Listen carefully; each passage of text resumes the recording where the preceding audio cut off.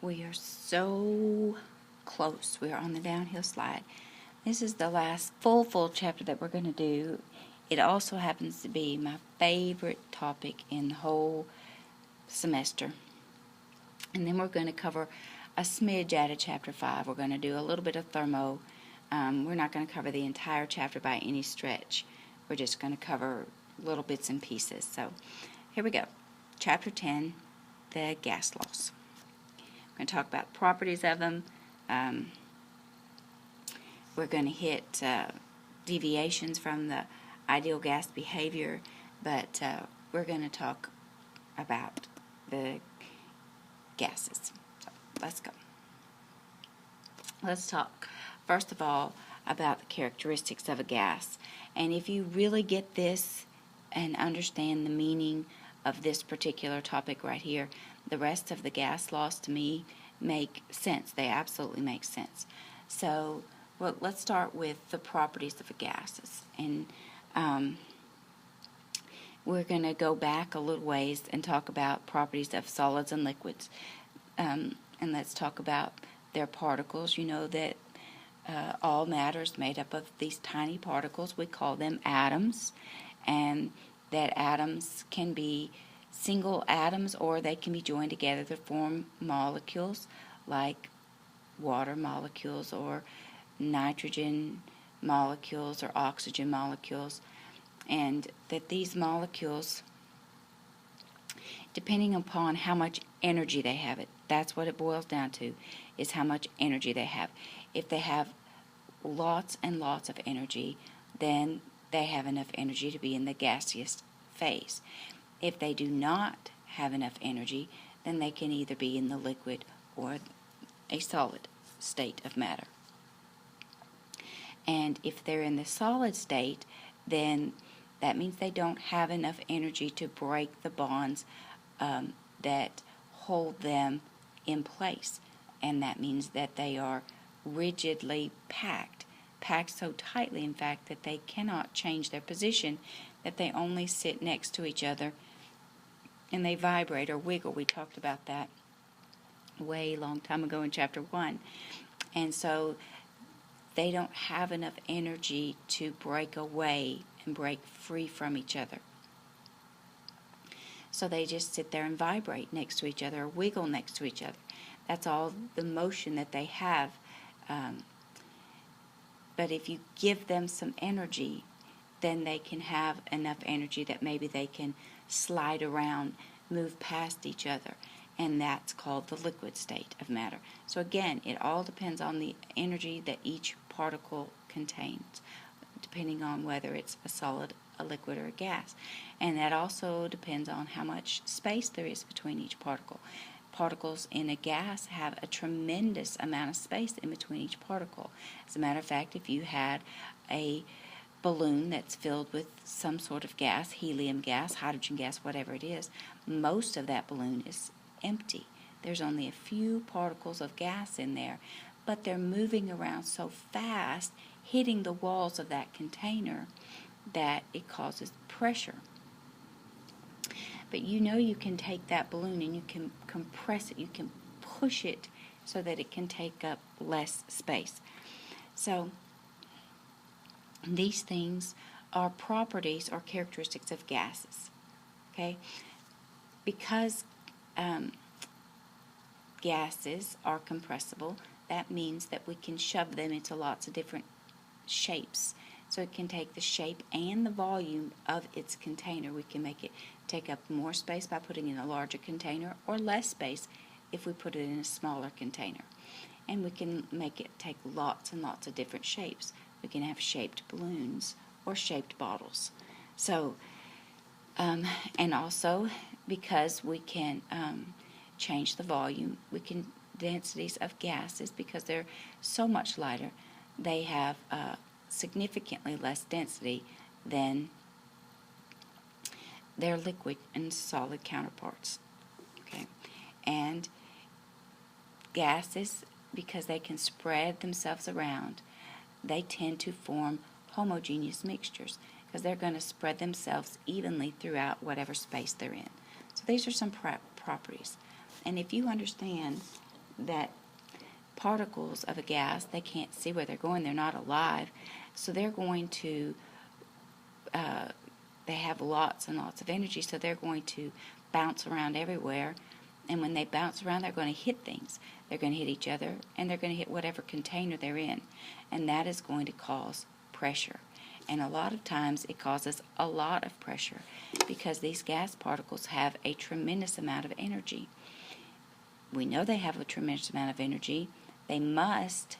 That's the only way they get to be a gas.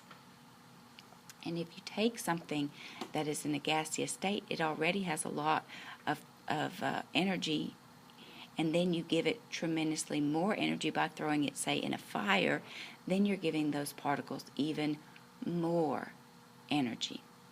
So pressure is defined as the amount of force over area.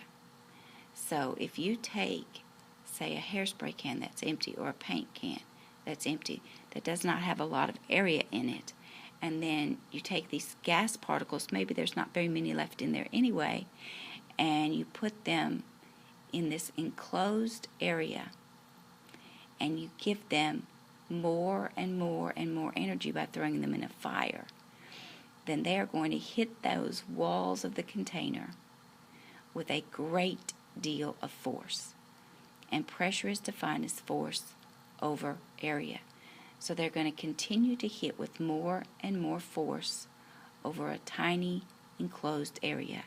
And that's going to cause a huge amount of pressure until sometimes you can make that hairspray or paint spray can explode with the pressure of that confined amount of space, which is why it's never a good idea to put a hairspray can. Here's some standard units of pressure that I'm going to expect you to know. The most common one that's used in this text is the 1 atmosphere, also known as 101.3 kilopascals. The kPa is the standard metric unit of pressure.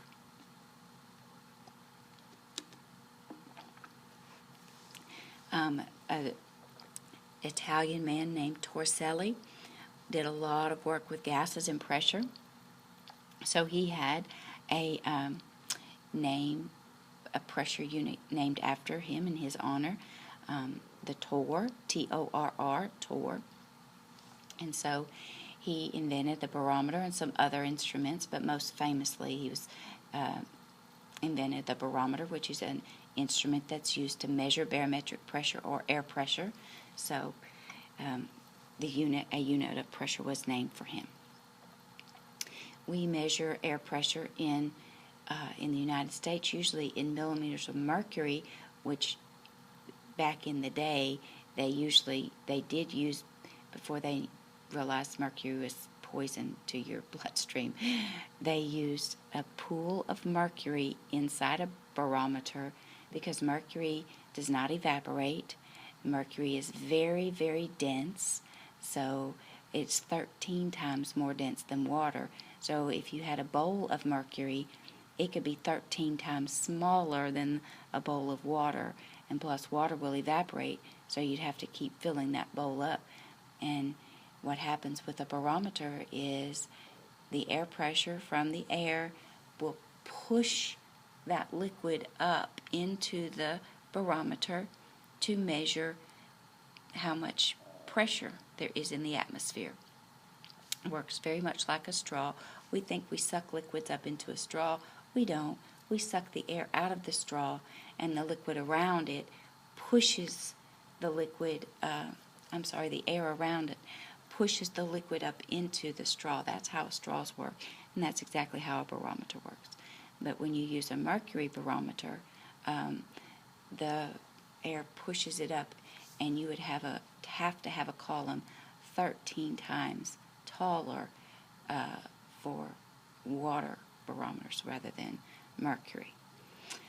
All right, and then this is how tall you'd have to have it for air. So, yeah. Okay, so this is how a barometer works. It does measure, and you can literally see that the air is pushing down on that liquid that's trapped inside the barometer, and it's pushing the liquid inside there up. That is air doing that, nothing but air. Okay. And we're not going to talk too much more about this. That H is height, the D is density, and G is gravity. Okay? That's what they stand for. And we're not going to do very many problems on these. You're not going to have to worry too much about them. Okay? And this is talking about a manometer, which would be used to measure pressures other than atmospheric, which we won't do too much of those. Okay.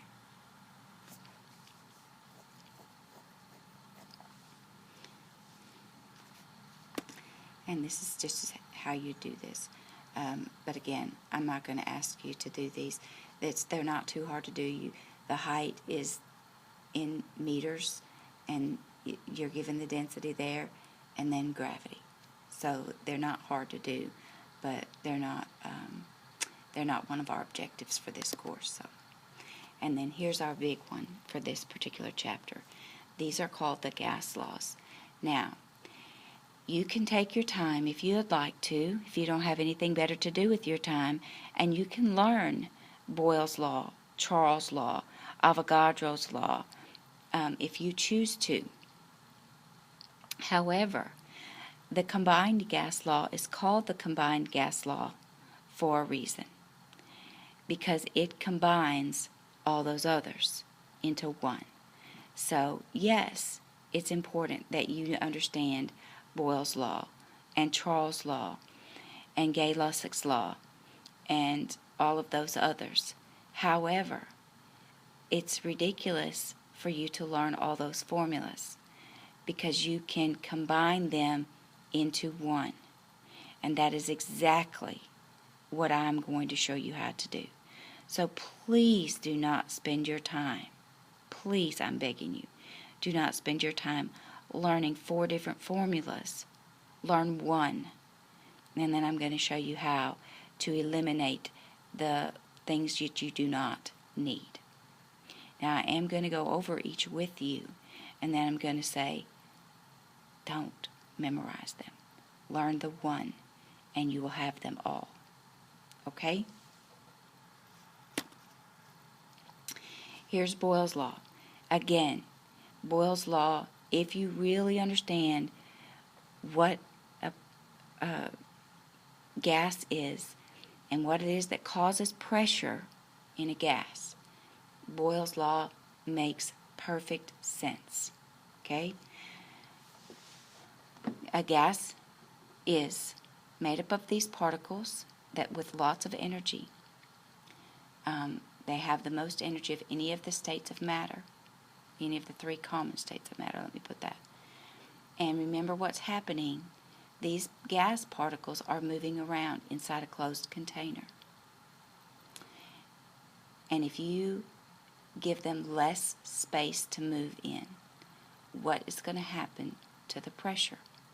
If you understand that pressure in a gas is caused because these particles hit each other and the walls of the container, I hope it makes sense to you that if you give them less space to move, they're going to hit each other more often. That is what Boyles Law says. Boyles Law says that if the temperature stays constant, now this is the other thing I really want you to know. Temperature measures kinetic energy. It measures how fast the particles are moving. So if we hold that constant, temperature is held constant. Let me get a pen and write this. Boyles Law says, it's also known as the pressure-volume relationship. Boyles Law says that if you hold temperature constant, in other words, we're not going to give them any more energy, them being the particles, okay? So we're holding them steady at the same speed. They're not moving any faster or any slower. It says if we held that constant and we give them less space to move around, so we're decreasing their volume, doesn't it make sense that they're going to hit each other more often? That's what it says. Okay? Now let's talk about the mathematical relationship. It says that our initial pressure and our initial volume, here's our P1 and our V1, they're going to be equal to our new pressure and our new volume. This is Boyles' Law stated mathematically. P1 V1 equals P2 V2. This is the mathematical statement of Boyles' Law. Okay? Mathematical statement of Boyles' Law, which simply means, mathematically, this is saying if this goes up, this has to go down. Okay? Because if this goes up, over here, our new pressure is up, our new volume has to, for those two to stay equal. That's what it's saying. Okay? So let's don't let that confuse you. And here's a graph to show it. If our pressure increases here, our pressure is increasing along the x-axis. Look what's happening to our volume. It's decreasing. All right, that's what it's saying. Okay? Please notice it's also showing you at constant temperature, All right? And there it's showing you mathematically P1 V1 equals P2 V2. But you do not have to memorize that. Okay? I'm going to show you how to memorize them all. And then here's a problem, and this is working in atmospheres, because that's one way. One atmosphere is standard pressure. It's what we're feeling today.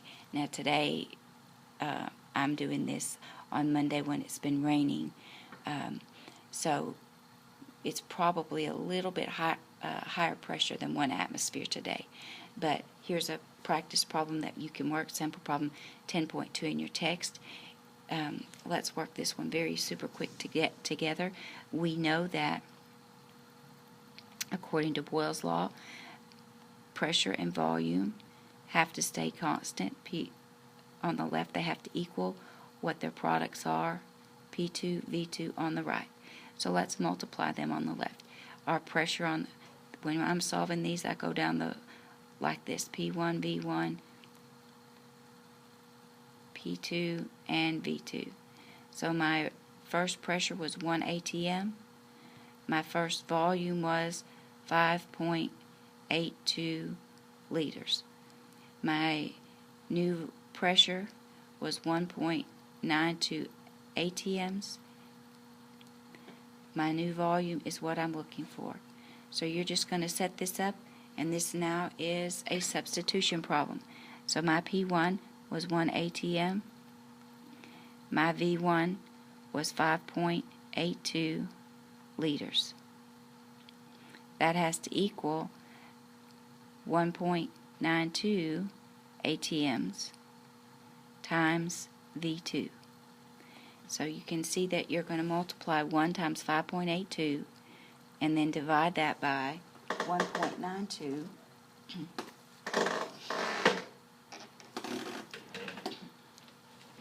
And I get, y'all hear my chair squeaking when I'm retrieving my calculator, 1 times 5.82 divided by 1.92. I did that because V2 is what I'm trying to isolate right here. It's being multiplied by 1.92, so I have to divide it by 1.92, and I got 3.03 liters. So my V2 equals 3.03 liters. And that is my answer. And that is how those gas laws work. Okay? All right. And here's Charles's law.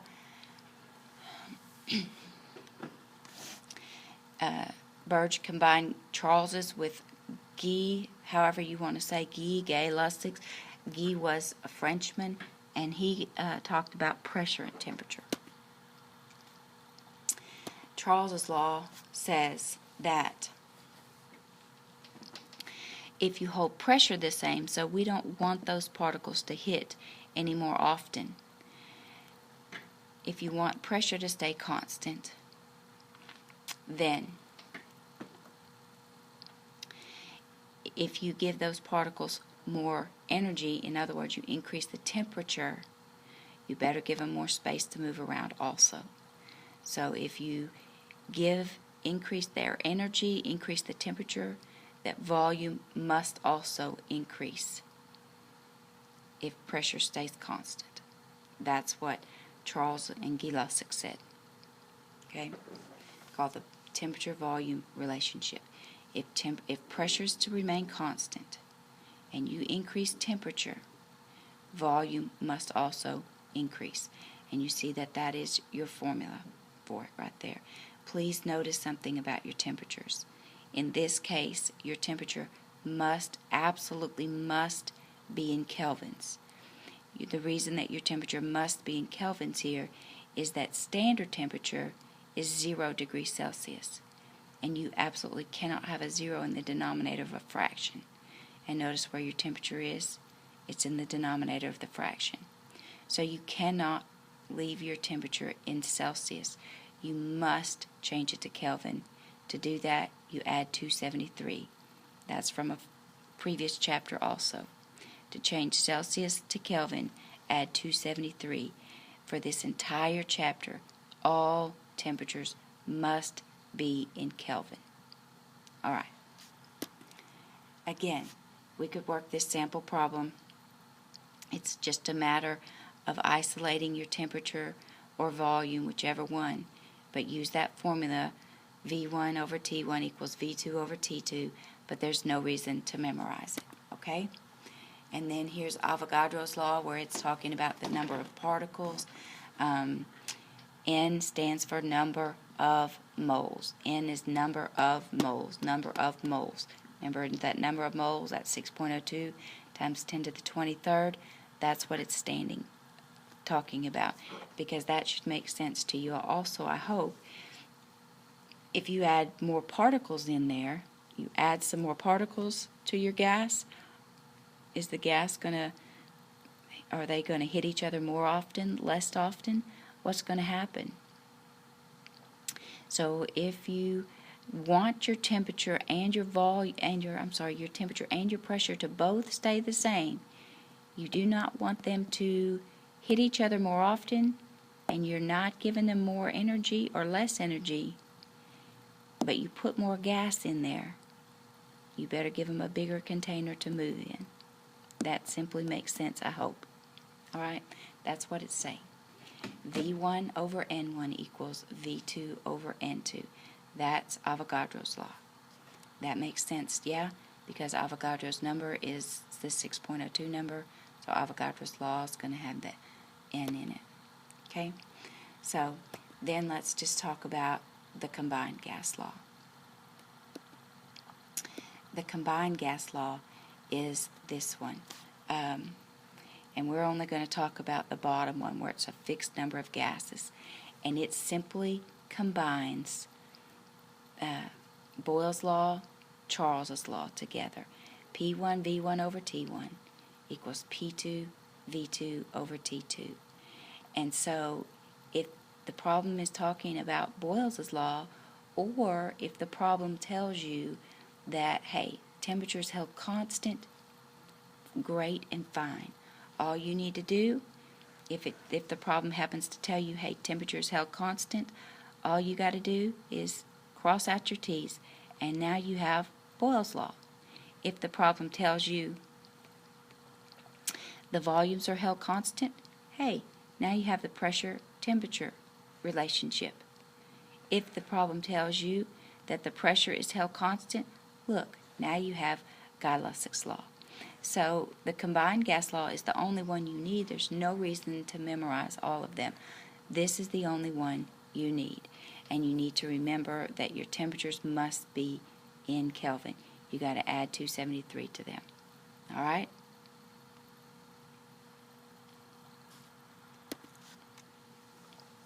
So here's you.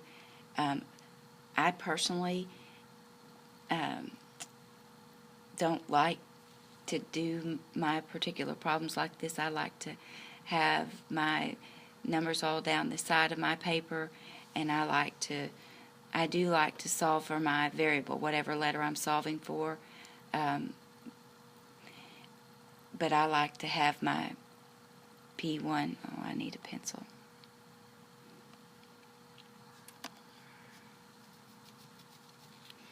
I personally like my P1 V1 over T1 equals P2 V2 over T2.